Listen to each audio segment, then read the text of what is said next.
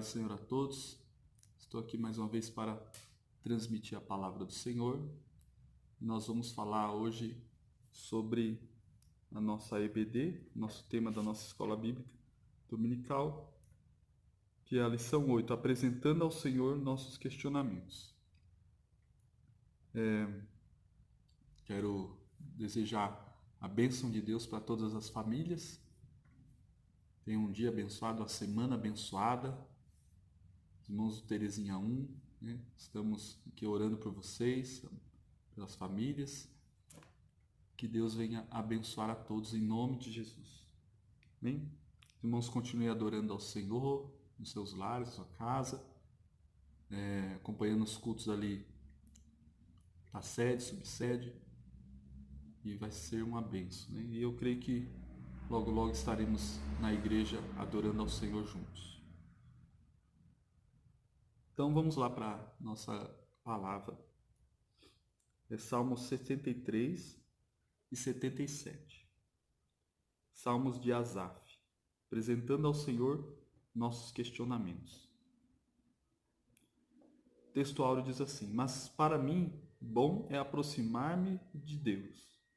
Pus a minha confiança no Senhor para anunciar todas as suas obras. Verdade aplicada. Como filhos de Deus, podemos apresentar a nosso Pai nossos temores e nossas angústias e incertezas. Texto de referência, Salmo 73, 1. Verdadeiramente bom é Deus para com Israel, para com os limpos de coração. Salmo 77, 3, 4, 7, 11 e 16. Lembra-me de Deus e me perturbei. Queixava-me e o meu espírito desfalecia. Sustentaste os meus olhos vigilantes. Estou tão perturbado que não posso falar. Rejeitará o Senhor para sempre e não tornará a ser favorável? Lembrar-me-ei, pois, das obras do Senhor, certamente que me lembrarei das tuas maravilhas da antiguidade. As águas te viram, ó Deus, as águas te viram e tremeram, os abismos também se abalaram. Então, esse aqui é um texto aqui, Salmo de Asaf, e o tema é apresentando ao Senhor nossos questionamentos. Então, Asaf questionou ao Senhor, lá no Salmo 73, a respeito dos ímpios prosperarem, e começou a questionar o Senhor, mas aí Deus iluminou a mente dele para que ele entendesse o fim dos ímpios, né? E poder se alegrar com a salvação dele, né? Por ele ser salvo. Então, nós podemos trazer ao Senhor nossos questionamentos, né? Então, o Senhor, ele é paciente, bondoso, ele é amigo, companheiro. Então, ele está aqui para tirar as nossas dúvidas, para sanar os nossos questionamentos, como ele fez com Asaf, né? Nós vimos naquele estudo sobre Abacuque, que Abacuque também questionou o Senhor e Deus respondeu a Abacuque. Deus mostrou para Abacuque. E também para Asaf, Deus mostrou, porque Asaf declara que ele consegue enxergar o fim dos ímpios. Então Deus iluminou a mente dele. Então Deus, de alguma forma, de alguma maneira, ele vai nos responder, ele vai nos consolar com aquilo que nós precisamos, né, para sanar os nossos questionamentos. Então nós devemos trazer os nossos questionamentos a Deus diante da oração, da meditação, né? Então nós devemos levar os nossos questionamentos ao Senhor. E aqui no 1.1 vai começar falando sobre a bondade de Deus, né? A primeira reflexão realizada pelo salmista consiste na bondade de Deus para com Israel e os limpos de coração. Ele inicia e finaliza o salmo com declarações de fé. Então, em sua mente passaram muitos pensamentos e questionamentos, mas verdadeiramente bom é Deus. O apóstolo Pedro exortou aos seus destinatários que, já que tiveram a experiência que o Senhor é benigno, então deveriam prosseguir em um contínuo crescimento espiritual. A maior demonstração da bondade de Deus foi enviar ao mundo seu Filho Jesus Cristo para nos salvar. Porém, sua bondade também se manifesta em outras ações até para com os ingratos e maus. Ainda assim é possível uma pessoa desprezar a riqueza da bondade de Deus. Deus, ele é bom, ele é bondoso. E, e essa bondade de Deus é manifestada a nós que servimos a Ele, mas também àqueles que não servem. Aqui diz aos ingratos e maus, aqueles que não processam a fé, que não acreditam em Deus, que não temem a Deus. Mesmo assim, Deus ele é bondoso, né? Uma pessoa que é má, que não teme a Deus, e de repente ela cai numa situação, um leito de hospital, uma circunstância adversa, e nesse momento de aflição ela clama a Deus, Deus às vezes vai lá e atende a pessoa, traz a cura, abre uma porta de emprego, enfim. Porque Deus é bom, Deus ele é bondoso. Ele não retribui mal com mal. Tanto é que Jesus nos ensinou isso, né? Retribuir o mal com o bem. E Jesus era é o grande exemplo para nós. Então, a partir do momento que eu sou salvo em Cristo e o Espírito Santo de Deus habita em mim, esse Espírito Santo dentro de mim vai gerar em mim essa bondade. Então eu vou manifestar a bondade de Deus através do Espírito Santo que está dentro de mim às pessoas. As pessoas vão poder ver a bondade de Deus em mim, através de mim, né? Melhor dizendo. Então, Deus é bom, Ele é bondoso. Então Ele é bondoso para com todos, né? Então, e no dia do juízo, no juízo, né, de Deus, aí Ele sim vai julgar, vai separar quem serve e quem não serve. Por isso que Deus ilumina a mente do salmista para ele enxergar o futuro, a eternidade, né? O julgamento e ver o final dos ímpios. Então, ele consegue enxergar isso. Então, que nos nossos questionamentos nós possamos enxergar ao além, o futuro, que é o que? O juízo de Deus sobre a terra. De que nós vamos estar no céu com Deus. Aqueles que servem a Deus e que se as pessoas querem estar no céu conosco e com Deus, precisam aceitar Jesus, precisam confessar Jesus, precisam se converter dos seus pecados, se arrepender e se voltar a Deus. Então, e crer em Jesus Cristo. Então, essa é a bondade de Deus. Outro 1.2, ele vai falar sobre resistir à tentação. Após refletir sobre a bondade de Deus, o salmista analisa sua conduta e expressa: quanto a mim, os meus pés quase se desviaram. Sua fé por um momento abalou-se, quase cedeu aos encantos da tentação, esquecendo-se da bondade de Deus. É como se os devaneios do coração e da mente tivessem provocado um abalo na confiança do salmista e na certeza acerca da bondade de Deus. É necessário guardar nossos corações e mente. Propostas são apresentadas todos os dias, mas com a única finalidade de desviar o ser humano do caminho do Senhor e induzi-lo ao pecado. Adão e Eva sucumbiram diante da tentação da serpente, mas Cristo resistiu à tentação promovida pelo diabo. Então, existe um grande risco aqui, né, dos nossos questionamentos. Então, nossos questionamentos, quando nós apresentamos a Deus e Deus ilumina a nossa mente para entender a situação, como fez com Asaf, né, nós temos que tomar cuidado para quê? Para que esses questionamentos não venham nos fazer desviar da presença do Senhor. Então, quantas pessoas por questionamentos, eu não concordo, eu não aceito isso, como aconteceu lá no livro de Abacuque que nós estudamos, Abacuque indignado porque Deus ia permitir que um povo invadisse Judá.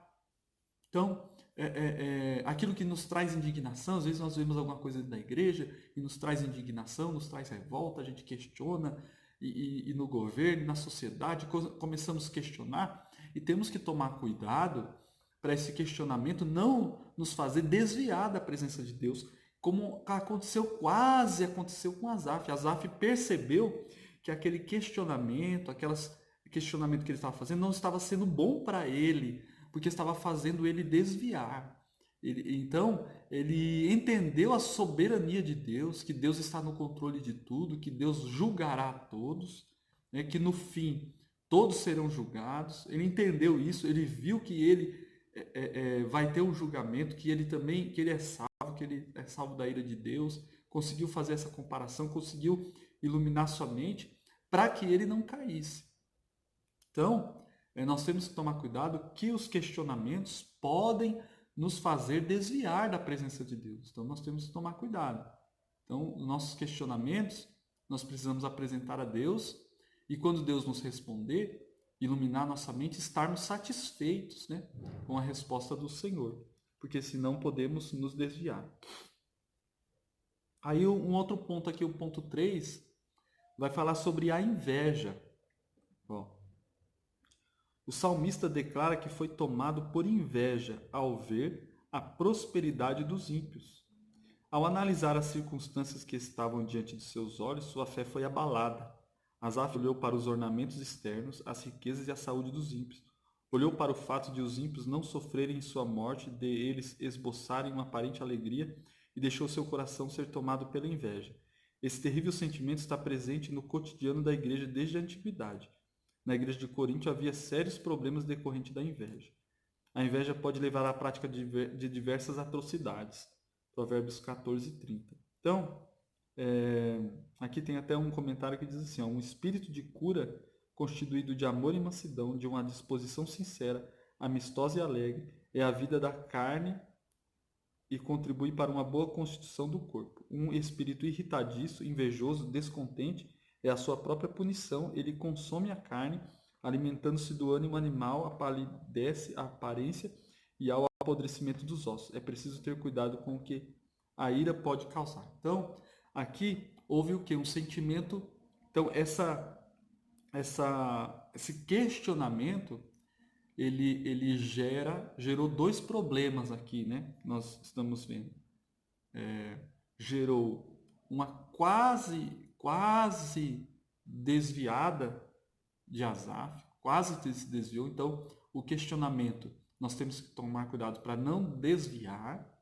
E os questionamentos também nos levam a pecar. Então, ele cometeu o pecado da inveja, ou seja, ele começou a ter inveja dos ímpios. Ele queria ter o que os ímpios tinham. E ele começou a se indignar. Essa inveja começou a fazer mal para ele, porque esse sentimento de inveja faz mal. A Bíblia diz que corrói os ossos, né? Esse comentário aqui, um comentário bíblico de Matthew Henry, é muito bom, que ele fala que essa inveja reflete na nossa carne, no nosso físico, na nossa saúde.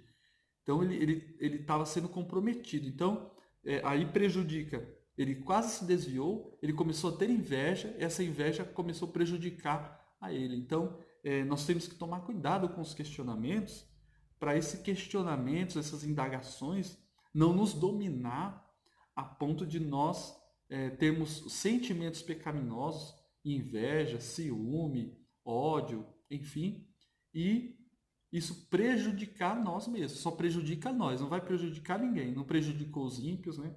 Não prejudica o seu vizinho, não prejudica o seu chefe no trabalho, não prejudica alguém da sua família, não prejudica o pastor, não prejudica a igreja, só prejudica a você, só prejudica a nós, né? Ao indivíduo que está com esse sentimento errado. Então, nós temos que tomar esse cuidado, tá? Quando fazemos questionamentos, indagações, para não cair nesse erro aqui. Aí, no 2 vai dizer, vencendo o sentimento de inveja. Então, como nós vamos vencer esse sentimento de inveja? Ó, ao presenciar a prosperidade dos ímpios, Asaf questiona o valor da santidade e da purificação. Esse mesmo questionamento é apresentado por muitos cristãos na atualidade. Uns questionam o valor da santificação, outros querem usá-la como moeda de troca. Exige que Deus os abençoe, em decorrência de determinação padrão de conduta ou prática de algum sacrifício. Asaf, percebendo a gravidade da sua conduta, enfrentou a inveja a fim de suplantá-la. Então, aqui fala que é um problema atual, né, da atualidade. Então, a respeito da santidade e da purificação, Salmo 73, 13. Diz assim, ó, Na verdade, que em vão purifiquei o meu coração, em vão lavei as minhas mãos na inocência. Então, o que Asaf faz? Asaf declara que a santidade que ele tanto buscou, que ele tanto lutava para ter, foi em vão, porque no fim os ímpios estavam mais prósperos do que ele, mesmo ele tendo uma conduta de santidade, mesmo ele purificando, mesmo ele se guardando, né? Se guardando de tudo por temor a Deus, mas isso não refletia numa diferenciação de prosperidade para ele, usando até como uma moeda de troca, que o comentarista faz como uma moeda de troca. E lá na frente ele vê que ele cometeu um erro, né? Então a santidade não é uma moeda de troca. Não é assim que funciona. Eu vou buscar a santidade para que Deus venha me abençoar. Não, é o contrário. A graça de Deus que eu alcancei, que nós alcançamos, ou que nos alcançou, melhor dizendo, né? A graça de Deus que nos alcançou, a salvação que nós temos, essa salvação e essa graça, ela vai, e esse Espírito Santo que está dentro de nós, ele vai gerar em nós a santidade, a busca pela santidade. Não é a santidade que vai nos fazer salvo, a santidade que vai nos fazer próspero. Não. É a salvação que vai gerar em nós naturalmente as boas obras, a santidade, a purificação. Então é algo que vem de Deus para nós, não é de nós para Deus. Então não pode ser uma moeda de troca, porque é Deus que nos dá essa capacidade de nos santificar através do Espírito Santo, até porque nós naturalmente não temos essa capacidade de se santificar. Então o Espírito Santo, ele nos santifica. A Bíblia diz que o Espírito Santo nos santifica. Ele vai nos dar a capacidade de sermos santos. Então vai gerar em nós essa capacidade de santidade, de santificação, de estar sendo melhor cada vez para Deus, purificando. Então, aí ele continua, né? No 16 e no 17. Quando tentei compreender isso, fiquei sobremodo perturbado. Então ele se perturbou tentando compreender, né? A mente dele começou a ficar perturbada. Até que entrei no santuário de Deus, então entendi o fim deles. Então, o que ele fez? Ele entrou no santuário de Deus. Ó. O salmista estava perturbado até que entrou no santuário. Então ocorre uma mudança de postura ao entrar no lugar de adoração. Neste momento, deixar de focar os seus olhos nas supostas prosperidades dos ímpios e foca os seus olhos em Deus. As observações anteriores do salmista lembram a postura dos que esperam de Deus somente benefícios materiais, riquezas e favores deste mundo como resultado de procurar agradá-lo. Após entrar no santuário, percebeu que o relacionamento com Deus vai muito além. Aprendemos aqui que Deus não deve ser tratado como um objeto, amuleto ou serviçal, mas sim como aquele que deve ser adorado. Deus não está a serviço do homem, Deus é Deus. Ele é o eu sou. Então, o que é entrar no santuário? Hoje, por exemplo, nós estamos impossibilitados de estar no templo adorando ao Senhor. Então, o que significa isso? Significa você entrar em adoração a Deus. Você vai para o santuário, você vai para a adoração. Isso que ele fez, ele foi para o santuário, ou seja, ele foi para a adoração a Deus. E através da adoração a Deus, ele entendeu, começou a entender.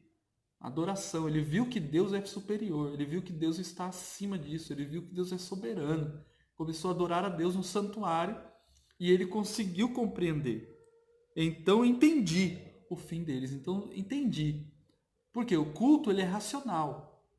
Então você vem adorar a Deus e você compreende muitas coisas através da adoração. Então nós devemos adorar ao Senhor, nós devemos buscar ao Senhor, glorificar a Deus.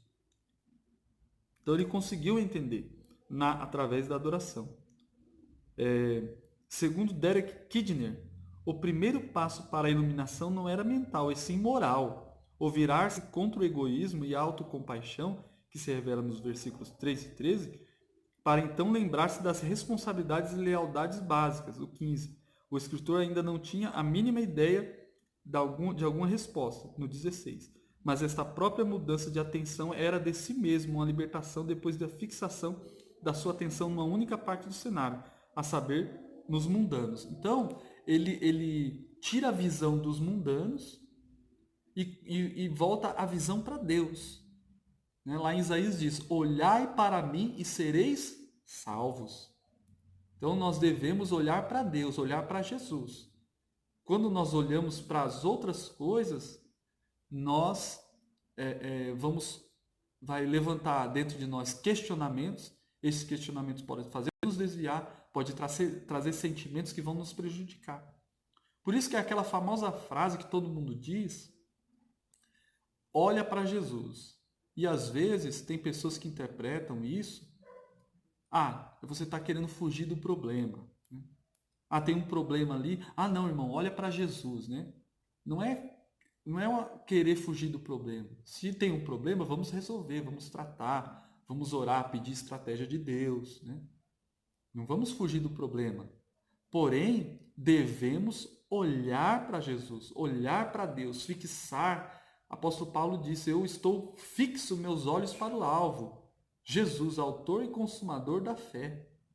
Então nós devemos olhar para Jesus. Não devemos olhar para essas coisas porque é algumas coisas que vão nos trazer questionamentos. E questionamentos que vão nos prejudicar. Então, quando houver questionamentos, sejam questionamentos para trazer uma solução, para tentar resolver os problemas. Os problemas existem, vamos procurar resolver, pedir estratégia de Deus, mas sempre olhando para Jesus. Não podemos perder o foco. E aí no 2.2 diz: permitiu ser restaurado por Deus. Ao entrar no santuário, reconheceu que precisava de um conserto com o Senhor. O salmista estava passando por uma crise de fé muito forte, a ponto de questionar sobre as necessidades de manter uma vida de santificação. Assim, era preciso reavivar a fé, era preciso renovar a aliança. Tal qual Asaf, em muitos momentos da nossa vida, precisamos ser restaurados pelo Senhor. As lutas pelas quais passamos, as frustrações que temos, podem nos levar à descrença, à desesperança. Vários homens de Deus precisaram passar pelo caminho da restauração, seja porque pecaram, a exemplo de Davi, seja porque, ao enfrentar os desafios, experimentaram fraquezas e desânimos como Elias. Então, aqui fala que nós temos que permitir ser restaurados por Deus, né? Então, é uma ação de Deus, mas uma atitude nossa, né? Então, nós não podemos achar que Deus vai fazer tudo. Deus, ele sempre espera uma atitude do ser humano. Então, deve haver sim uma atitude nossa. Deus não é um Deus manipulador, ele é um Deus de relacionamento. É um Deus de relacionamento. Então ele se relaciona com o ser humano. E como que é uma relação? É uma troca. Então é Deus agindo e nós agindo também, nós tendo atitude. Deus, através das nossas atitudes, vai agindo também em nosso favor. Então nós temos que permitir ser restaurado, abrir o nosso coração para Deus, como fez Asaf. Asaf, por mais que ele tinha os questionamentos, ele entrou no santuário e permitiu que Deus tratasse ele. Porque muitas vezes pessoas vão para a adoração, vai para o santuário, vai para a igreja, entra na presença do Senhor, mas não abre o seu coração para ser restaurados por Deus. Aí no 2.3 diz: a prosperidade dos ímpios é temporária. Somente após entrar no santuário é que Asaf percebeu que a prosperidade dos ímpios é temporária. 73:18. Certamente tu os pões em lugares escorregadios, tu os lanças em destruição. A posição, a soberba, as riquezas ocupadas pelos ímpios são precárias. Elas não subsistem à ação de Deus. A Bíblia traz diversos relatos de pessoas que se sentiram poderosas, independentes de Deus e caíram em ruínas, como por exemplo o rei Nabucodonosor. Então,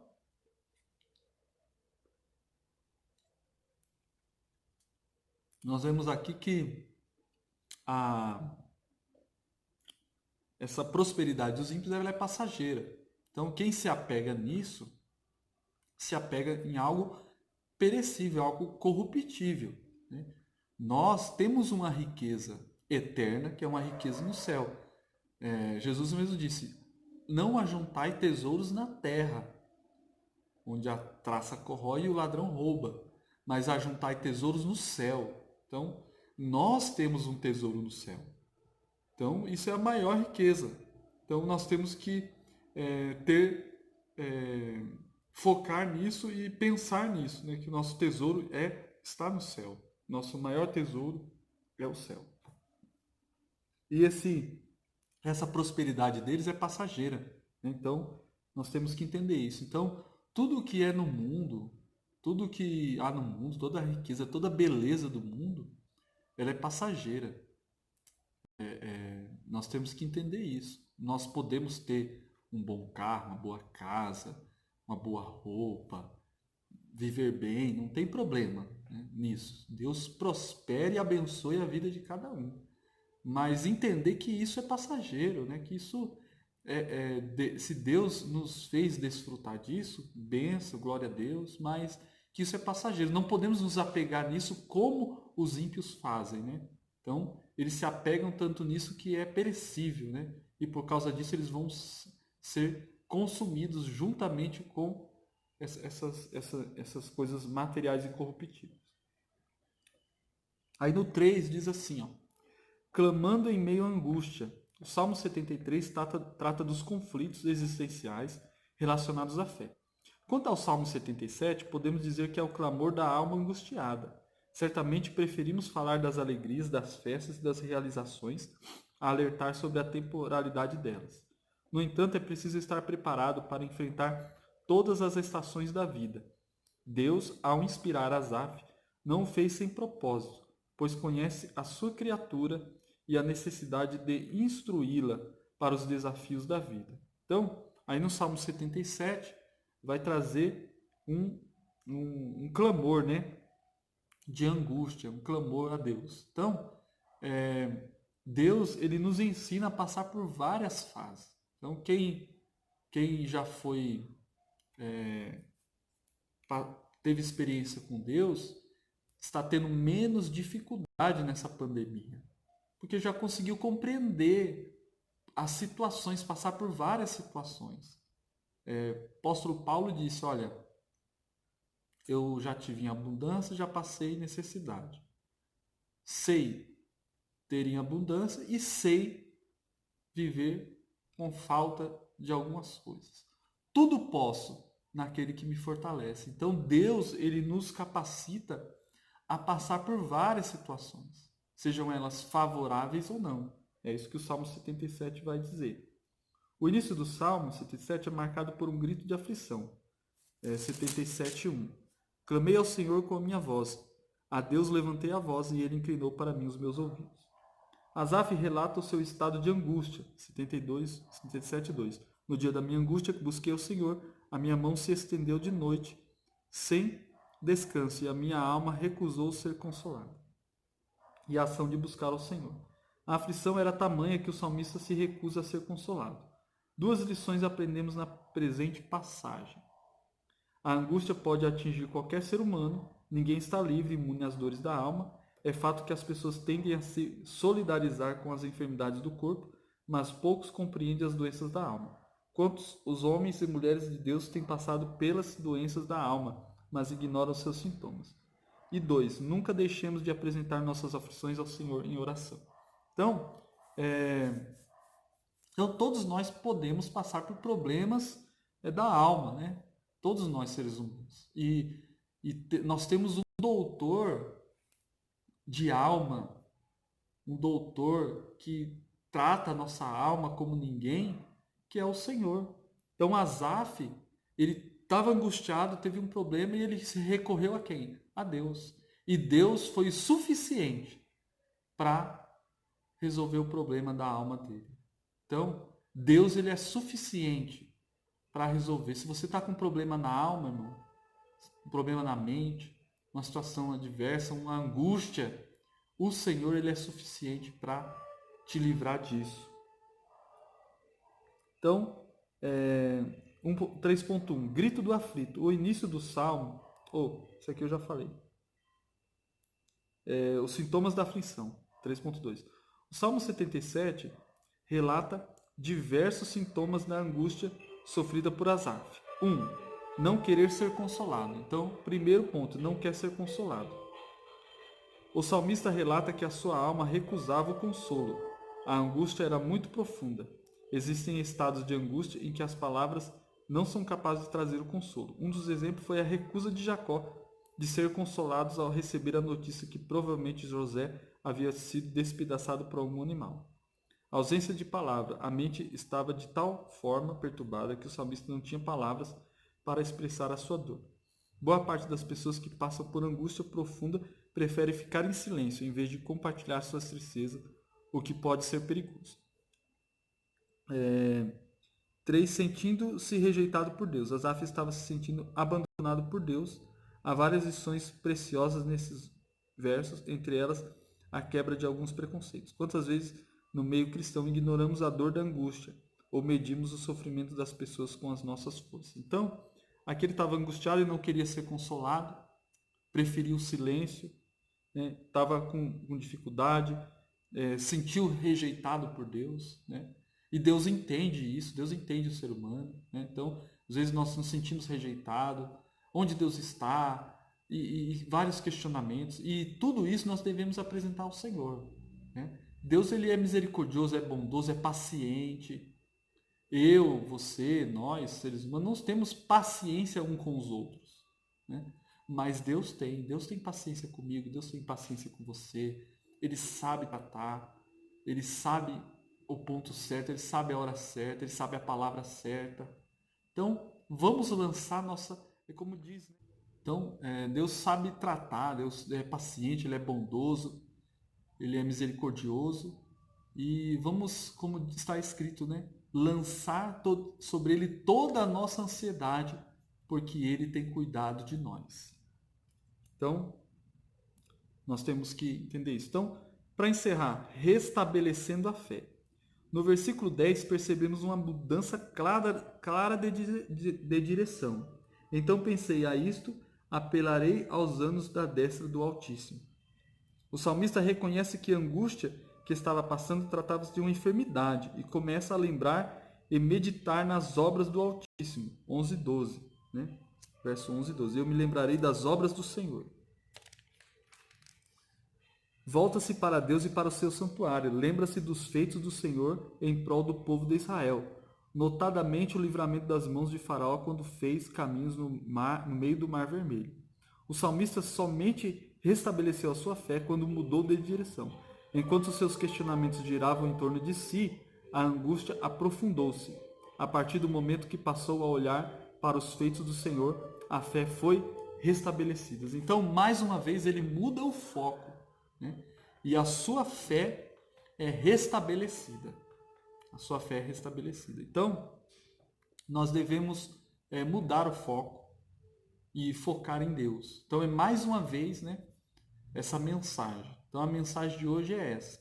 Então, como que eu vou restabelecer a fé dentro dos meus questionamentos? Voltando o foco para Deus. Voltando o foco para o Senhor. Conclusão diz assim, ó, mesmo sendo discípulo de Cristo e templo do Espírito Santo, continuamos sendo vasos de barro. Somos totalmente dependentes da graça do Senhor no enfrentamento de tantas situações que parecem querer nos sufocar.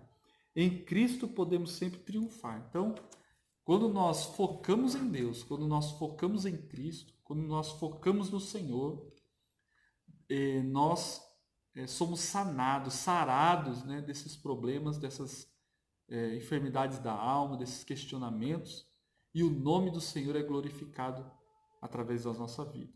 Então, foca no Senhor, olha para Deus, em todo esse momento que nós estamos passando, e Deus vai nos abençoar.